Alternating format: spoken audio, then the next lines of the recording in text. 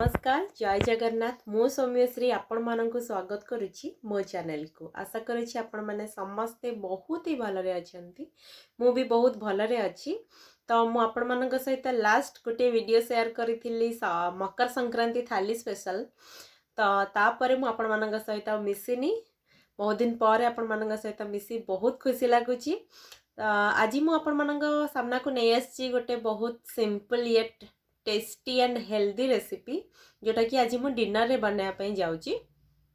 तो आपण मैंने तो जानी शीत दिने बहुत प्रकार साग मिले अवेलेबल हो जाए फ्रेश फ्रेश साग जमती कि आमर सोरिष साग हो कि पालंग साग हो कोसला साग हो मेथी साग हो तो ये शीत दिने गरम गरम ये सब सागर पराठा बनई खायापे बहुत भल लगे ना।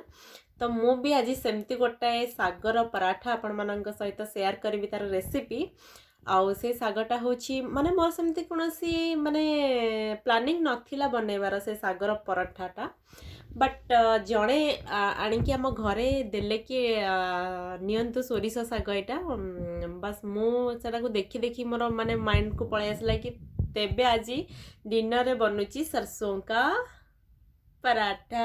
ठीक अच्छे सरसों के साग के पराठा सॉरी सरसों का पराठा कह देली अच्छा ठीक अच्छे तो लेट न करी चलतु रिवील तो हो गलानी आज रेसिपी कौन तो लेट कहीं आउ करवा लेट चलतु स्टार्ट करवा हमर recipe so let's get started.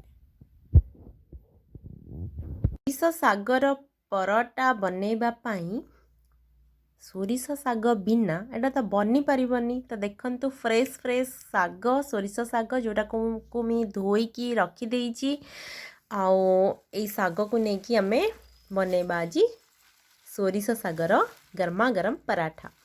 आज गुरुवार तो आज बिना पियाज रसुण रे मु एटा बनैबी तो देखंतु एथिपे मु कौन कौन इनग्रेडिएंट सब नेइची फर्स्ट एंड मेन इनग्रेडिएंट तो सोरिष साग आपण माने देखिले ता सहित देखंतु एठी मु अट्टा नै जाइची अट्टा रे जीरा पकई देइची आउ टिके खाइबा सोडा टिके देइची आउ ता सहित स्वाद अनुसार लूण देइची आउ गोटे जिनस मु एथिरे ऐड करबी जोटा की होची तेल टिके खासा दबा पय एटाकू मु टिके तेल यूज करबी गोटे स्पून तेल मध्य यूज करदेली खास्ता देकी या चकटिबा आउ ता सहित मु विशेष किछि नेनी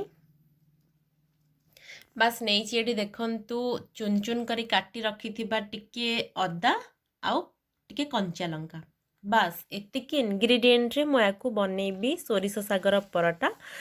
तेबे चलंतु एमिति तो गोटा गोटा एमती साग आमे पकई परिबा ना याकू काटिबा पई पड़िबो बहुत ही बारीक से याकू काटिबा पई पड़िबो बहुत चुन चुन करी काटिबा पई पड़िबो तो चलंतु याकू आमे सागटा को काटि दबा टाणा देखंतु कितने बढ़िया से मु सागटा को पूरा काटी देछि चुन चुन करिकी तो एबे लेट न करी चलंतु स्टार्ट करबा याकू चकटिबार प्रोसेस।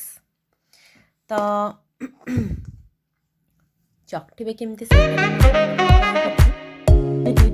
नहीं सेटा तो आपण माने बेटर जानि स्टिल देखंतु सबको भलरे घोळै देबे टिके अट्टाटा तेल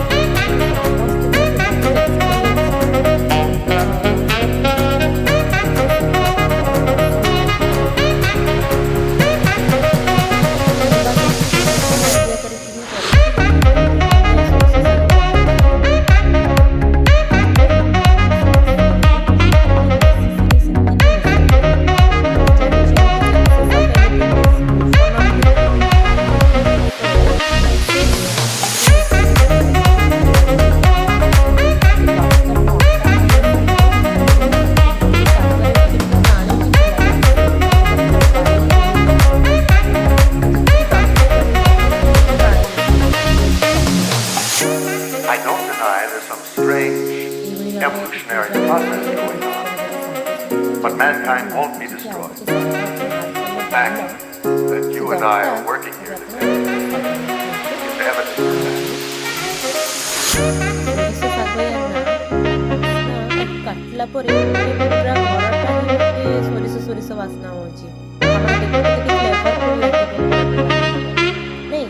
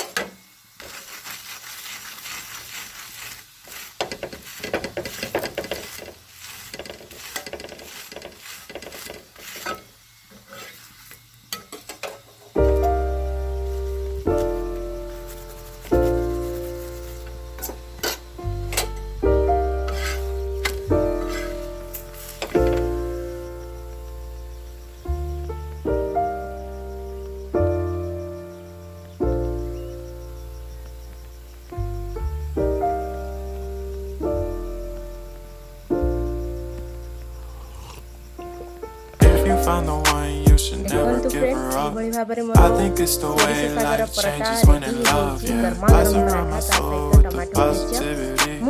That's why I don't worry about the things that I don't see. Yeah, these days I don't worry about much. I think we should have some more fun. I still dream about the days when we were young. I don't take a hit and still finish in one. Yeah.